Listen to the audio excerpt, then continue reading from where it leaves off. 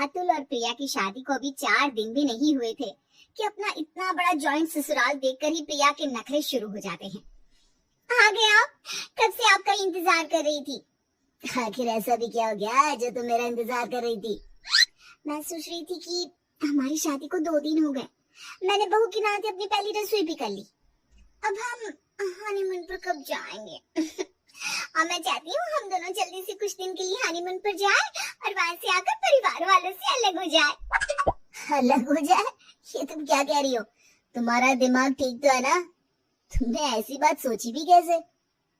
प्रिया जैसे ही अलग होने की बात करती है, अतुल प्रिया के ऊपर भड़क जाता है।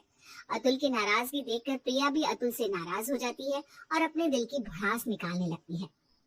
मेरा दिमाग ठिकाने पर ही है और मेरी बात कान खोलकर सुन लो। मैं रोज रोज इस घर में नौकरों की तरह काम नहीं कर सकती।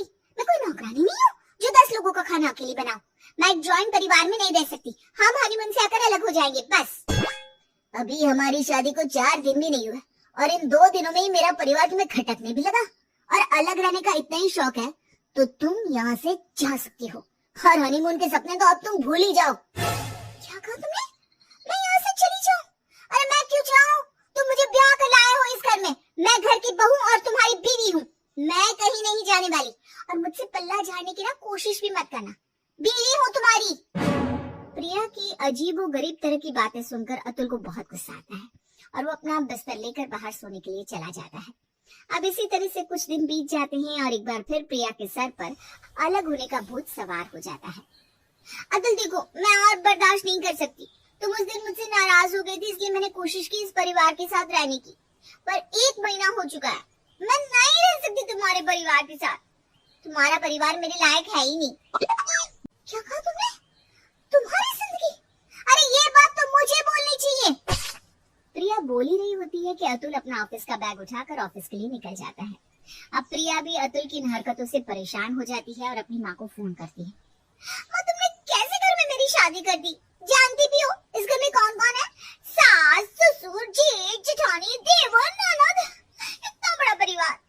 माँ, मैं और एडजस्ट नहीं कर सकती इस घर में। अरे नाराज क्यों होती है? दामाद जी को अपनी मीठी मीठी बातों में फंसा और नौकरी के बहाने या किसी भी बहाने कहीं और शिफ्ट हो जा।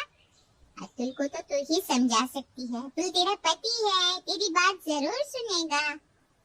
मैं भी किससे शिकायत कर रही हूँ जिसने मुझे खुद कुएं में धकेला। मुझे ही कुछ करना पड़ेगा।